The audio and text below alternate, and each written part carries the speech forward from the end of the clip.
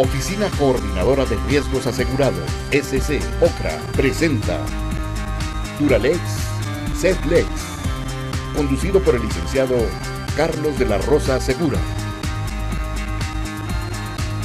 Comenzamos. ¿Qué tal, amigos televidentes? Buenas noches, bienvenidos a este su programa Duralex Sedlex. Pues como siempre, agradeciendo el favorecimiento de su atención, pero principalmente a OCRA, que nos permite cada viernes llegar hasta sus hogares.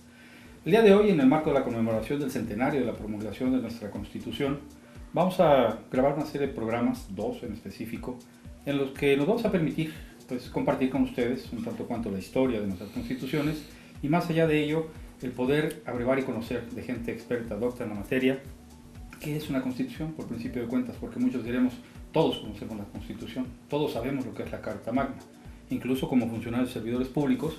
Cuando se rinde protesta, se jura cumplir y hacer cumplir la Constitución General de la República, la particular del Estado, las leyes que de una y otra emanan, pero eso queda algunas veces en el tintero. Algunas veces como funcionarios públicos fallamos y dejamos de cumplir lo más sagrado, que es al emitir ese juramento, que es cumplir nuestra ley. Entonces el día de hoy agradezco muy cumplidamente a los señores magistrados del Tribunal Electoral del Estado de Morelos. Transmitimos desde sus instalaciones el grandísimo honor de poder compartir con ustedes este tema tan importante y trascendente, como decíamos, en el marco del centenario de la promulgación de la Constitución del 17, que decía yo y comentábamos antes de entrar a cámara, y por qué no conjuntar todas estas celebraciones a partir de la de 1824, 1857, pasar por la del 17, desde luego, que es la que nos rige hoy en día, pero yo quisiera que alguno de ustedes primero nos pudiera de una manera coloquial explicar qué es nuestra Carta Magna, por qué le llamamos Carta Magna, qué es la Constitución en sí, por qué juramos cumplir esta y las leyes que de una y otra emanan.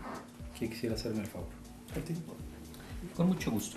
Bueno, antes que nada, gracias por la oportunidad en este auditorio de tener la opción de platicar en el primer centenario de nuestra Constitución de 1917. La Constitución, dice un autor llamado Hans Kelsen, es una norma jurídica fundante del Estado. Es una regla de conducta que establece las bases fundamentales, tanto políticas como jurídicas, dentro de un Estado constitucional.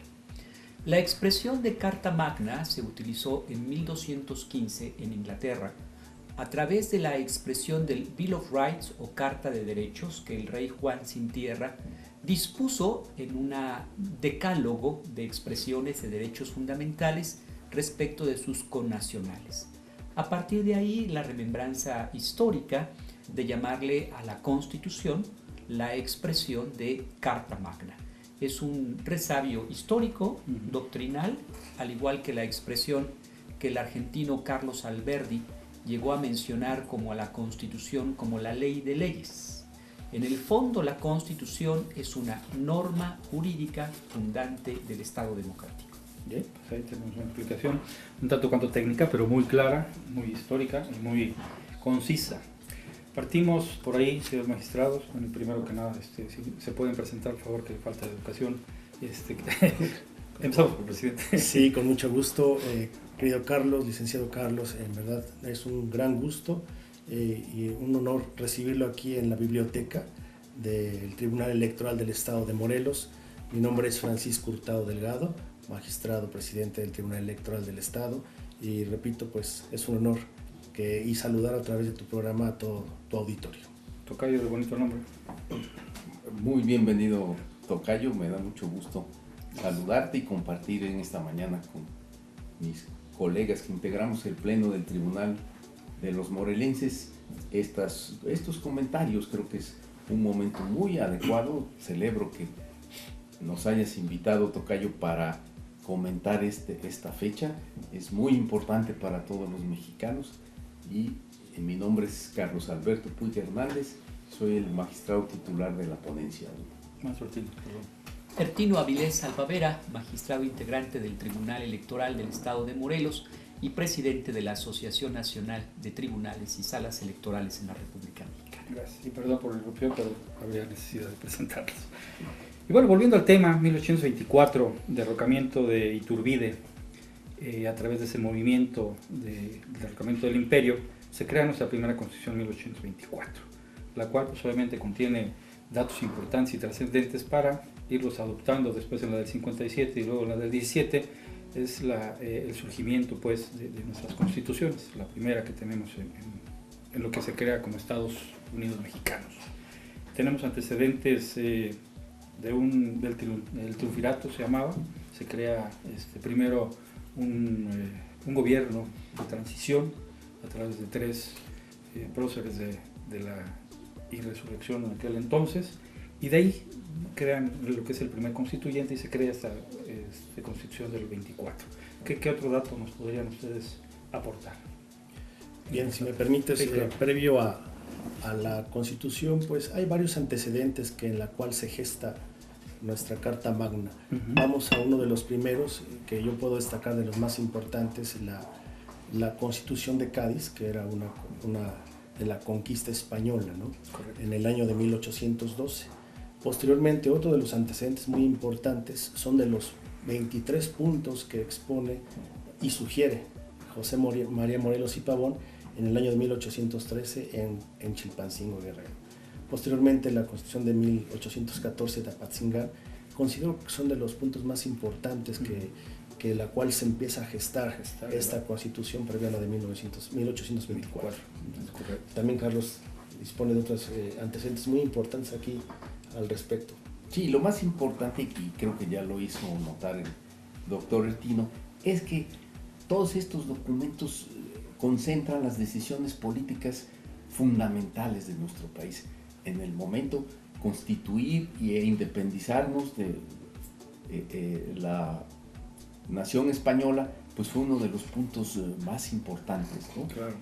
Y han sido el origen, o sea, todas las constituciones, la de 1857 y la posterior de 1917, que precisamente la propuesta de Venustiano Carranza fue que iba a reformar la Constitución de 57. Muchos identificamos que la Constitución de 17 es totalmente nueva. La verdad es que habría que tomar en cuenta todos los antecedentes que fueron concentrando las decisiones que se consideraron en su momento importantes de incorporar en la ley de leyes, porque es la que nos da la base para desarrollar todo el sistema jurídico que nos rige a los mexicanos, tanto en los distintos órdenes federal, de las entidades federativas y de los estados. Es correcto, la del 24, como bien comenta, se basa y se funda en la de Cádiz. En la de Estados Unidos, cuando empieza a federarse en su momento la nación, contemplaba la vicepresidencia por primera ocasión, la religión católica única y permitida en el país, no había otra que no fuera la católica, ¿no? Y a través de ahí, bueno, se van gestando los problemas que significan gobernar con este tipo de restricciones que van superándose tiempo a tiempo y que van en su momento gestando, obviamente, pues, las guerras, las revoluciones, todo lo que en su oportunidad el pueblo no contento con ellos, existía la esclavitud todavía incluso, ¿no?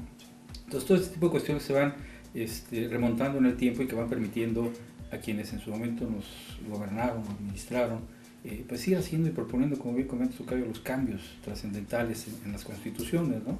La del 57, bueno, pues ahí es donde se gestan importantes temas en relación a lo que hoy se conforma del 17, de la del 57. ¿Qué nos podrían comentar? ¿Qué tenemos ahí como parte de la historia?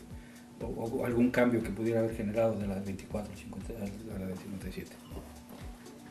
Yo pienso que la historia mexicana se explica en la forma en que lo dice Carlos Marx, por ciclos. Ha sido una lucha entre liberales y conservadores, una lucha entre federalistas y centralistas. En 1812 y 1814, con el decreto constitucional de Apatzingán, la expresión de los derechos fundamentales del pueblo mexicano estaba vigente. Sin embargo, ante una irascibilidad de imponer a la religión católica como una religión obligatoria, prácticamente la parte dogmática del Estado constitucional estaba muy debilitada. Sin duda alguna, la Constitución de 1824 fue, por su importancia, por sus características, la primera Constitución mexicana en un sentido contemporáneo. Me refiero a la expresión de tener una división de los poderes públicos, me refiero a la expresión de tener estados, entidades federativas, México iniciaba a abreviar un camino federalista, más allá de una vocación propia, de una copia, desde mi perspectiva, de lo que ocurría en ese momento con el federalismo en los Estados Unidos y con la Constitución de Filadelfia en las 13 colonias. Esta Constitución de 1824 es una constitución muy importante, porque habla de la república, habla de un sistema representativo. Fue el inicio donde los liberales logran posicionar al sistema federal. Sin embargo, tiene una caída muy importante hacia 1836 y 1843. En 1833, con las 7 leyes constitucionales, se forma el Supremo Poder Conservador. El conservadurismo planteaba como régimen de gobierno el centralismo, a diferencia del sistema federal. Y las bases orgánicas del Estado mexicano de 1843 lo que hacía era refundar este sistema centralista de que, si bien hablaba en una división de poderes, lo cierto era que el poder ejecutivo se transformaba como una especie de supremo poder conservador. Los mexicanos hemos tenido desde herencia el sistema centralista, el sistema unilateral en las decisiones políticas y públicas del Estado. De 1843, los liberales vuelven a vencer a los conservadores hacia la Constitución de 1846. Y yo aquí destacaría hacia el Acta de Reformas de 1847, el Acta de Reformas de Mariano Otero, que impulsa el nacimiento del juicio de amparo, que hacia 1830-31 había trabajado Crescencio Rejón en el estado yucateco. Me parece que desde esta perspectiva los derechos fundamentales se fortalecen en el sistema jurídico mexicano y son, entre la parte sustantiva y la parte procesal, la parte más importante que hacia 1846-47 van al Estado mexicano. Con este contexto, la Constitución de 1857 recobra importancia porque vuelve el sistema federal, vuelve la división de poderes, vuelve la división en cuanto a las facultades y atribuciones del Ejecutivo, del Legislativo, del Judicial, vuelve la dinámica de las entidades federativas, de los estados libres y soberanos, e inicia un movimiento que tiene una perspectiva respecto de los intereses sociales de la colectividad. No logra desbocarlo como tal ni en la figura municipal ni en las garantías sociales, sino hasta don Venustiano Carranza, en la discusión en Querétaro en el Teatro de la República, cuando se fortalece en 1916-1917 la promulgación de lo que hoy habremos de celebrar el 5 de febrero de 1917. ¿Qué trascendencia tiene esta Constitución? Sobre todo el federalismo. El permitir que existan estados libres y soberanos, en términos del artículo 40 constitucional, que puedan determinar internamente sus políticas públicas. La división en entidades federativas. Es cierto, y lo mencionaban ya mis compañeros, a más de 600 reformas constitucionales de la Constitución de 1917 a la fecha, pareciera otro nuevo texto constitucional. Las autoridades mexicanas, en sumo, en muchas ocasiones, no buscan adecuar sus actos a lo que dice la norma, sino reforman la norma para adecuar sus actos. Y esto ha provocado un sinnúmero de reformas constitucionales como la que hoy tenemos en 1917. Solo si se compara con la Constitución de los Estados Unidos de 1861, que ha tenido solamente 29 enmiendas constitucionales frente a las más de 600 reformas constitucionales. Pero hoy, quiero decirlo, en la perspectiva tenemos un grave riesgo, porque el sistema federalista pareciera agotarse en la redacción constitucional. Y paulatinamente pareciera que la historia en esos ciclos se repite y se aboca hacia 1836 en el Supremo Poder Conservador, porque se vuelven a dar actitudes centralistas en el Estado Nacional. Por ejemplo, un Instituto Nacional Electoral, por ejemplo, un Instituto Nacional de Información Pública, por ejemplo, un Código Nacional de Procedimientos Penales, por ejemplo, un mando único que abroga las policías municipales dentro de las alcaldías. A mí me parece que esta reflexión tiene que ser importante en este primer aniversario. Reforma energética. precisamente entrega de nuevo porque esos derechos fundamentales no fueron de la mejor manera cobijados bajo un sistema conservador.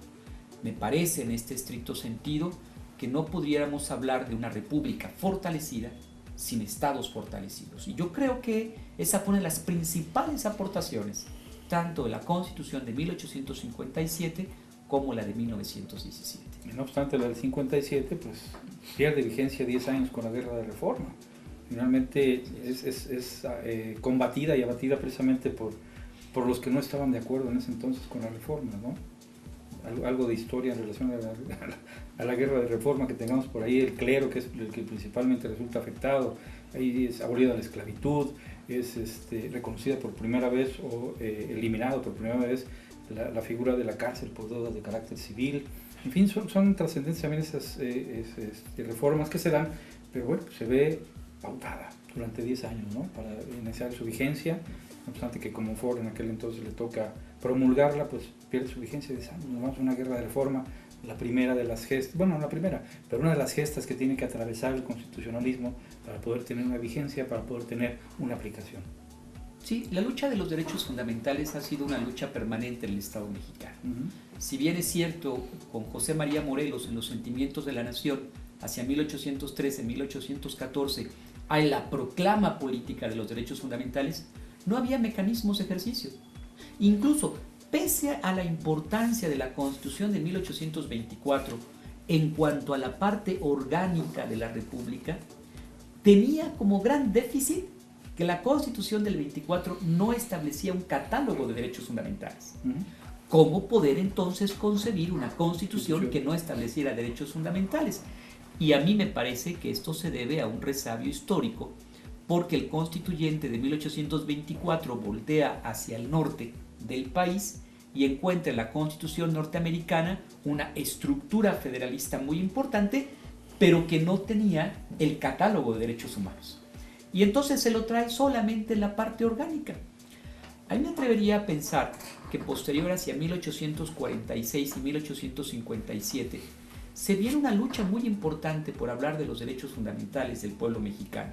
Una lucha que hablaba de garantías individuales, de garantías sociales, una lucha que hablaba de la abolición del sistema de esclavitud, una lucha que hablaba de la necesidad de una libertad religiosa frente a la intolerancia de 1814 y 1824 que planteaban un Estado católico como religión única. Creo que son grandes aportaciones de la Constitución de 1857. Y me atrevería a pensar, Liceo de la Rosa, que la reforma del 6 y del 10 de junio del año 2011 en la Constitución de 1917 es probablemente la reforma más importante en la Constitución de la que hoy celebramos sus 100 años. Porque nuestra Constitución no es precisamente la más amplia en el catálogo de derechos fundamentales ni en la ingeniería de la defensa de los derechos fundamentales. Cuando hoy aplicamos instrumentos internacionales al texto constitucional, los mexicanos podemos encontrar en esas normas internacionales mecanismos de protección que puedan permitirnos un mayor margen de protección a derechos fundamentales. Es correcto. ¿Pasaríamos a la del 17? Pues yo solo complementaría la de 1857, que evidentemente, como lo hizo notar ya el doctor Avilés, genera las bases para desarrollar el sistema de gobierno en una imitación que muchos han calificado como extralógica del modelo norteamericano, porque mencionan que allá realmente fueron las entidades federativas las que crean a la federación, de tal manera que en forma centrífuga se constituye un gobierno federal. Y al reverso de de nuestro país, en el que las entidades son las que de manera centrífugas tenían el poder y crean un poder formal. Entonces, creo que ahí hay algunas diferencias, pero lo más importante, y ya lo hizo notar también el doctor Avilés, es que careció de las garantías sociales. Sin duda que fue la victoria del liberalismo frente al centralismo que tenían sus antagonistas y el conservadurismo, y luego, como acertadamente lo mencionas, la gran defensa que hizo don Benito Juárez, aquel oaxaqueño que nos dio las bases de la nación y que rescató a la Constitución de 57. La verdad es que muchos lo critican. 10 años de guerra. 10 años de guerra, y a pesar de que muchos lo califican de intransigencia cuando, por ejemplo, a pesar de la petición del Papa de aquella época, pues decide fusilar a Maximiliano de Habsburgo, a Miramón y a Mejía, ¿no? En el Cerro de las Campanas.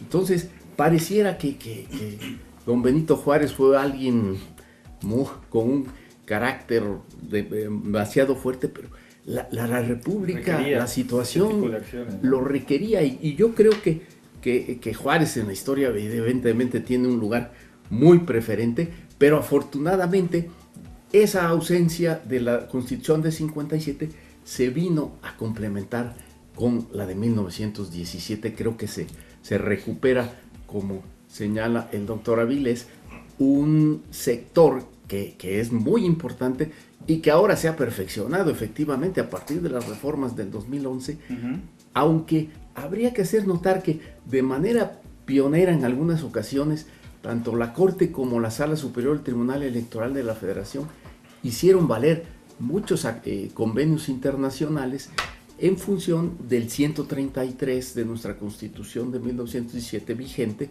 que permitía que se pudiera acudir a estas fuentes convencionales, aunque hubo distintas etapas, ¿no?, en el criterio de la Corte, pero creo que cuando comentemos ya nuestra Constitución 17 habrá oportunidad. Es muy amplia.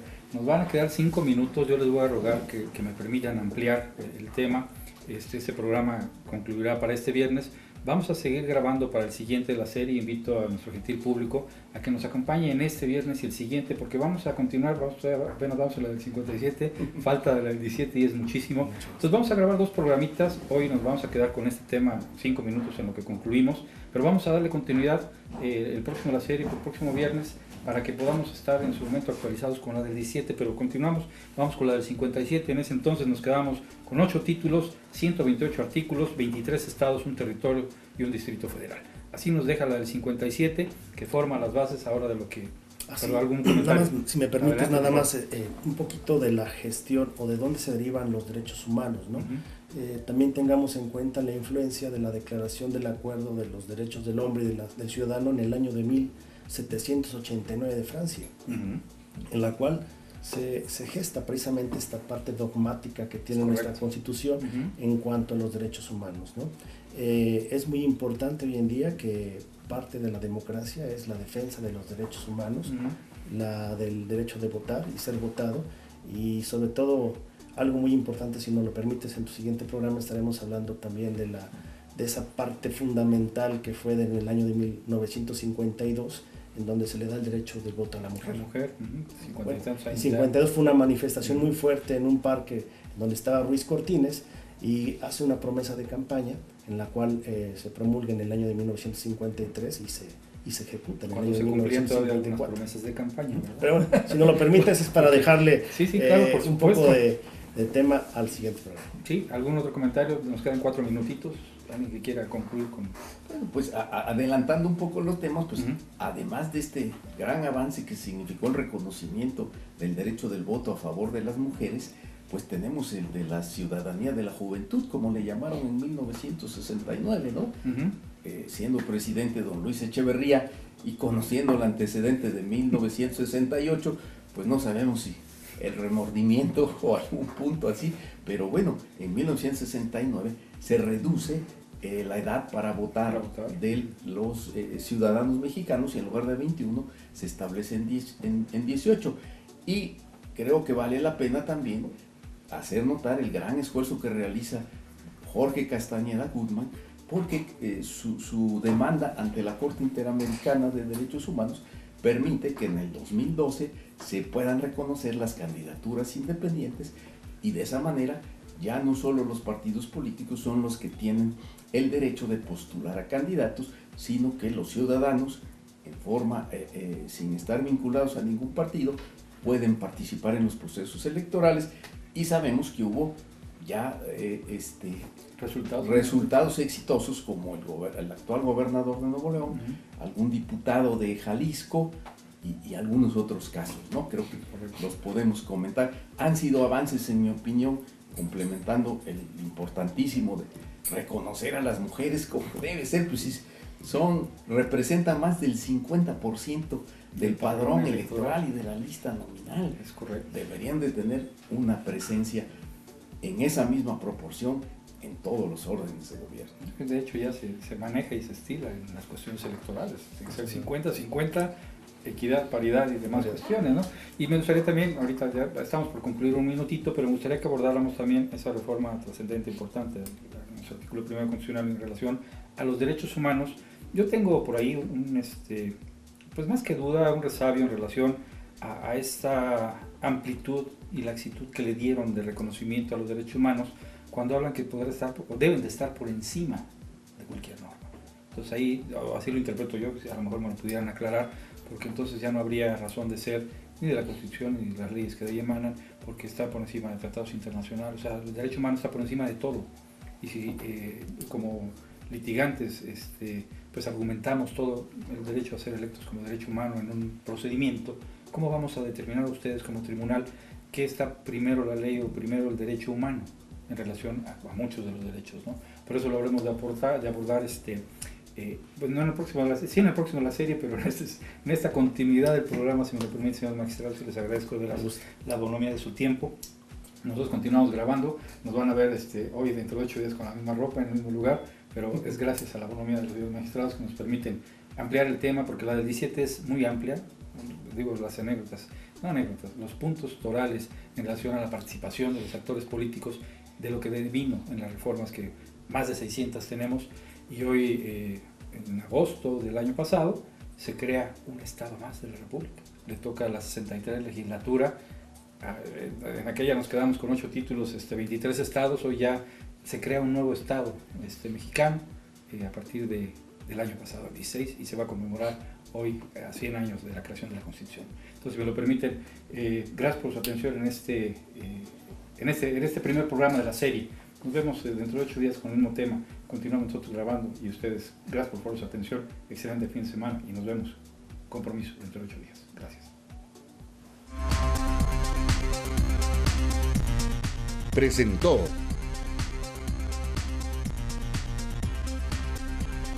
Hasta la próxima.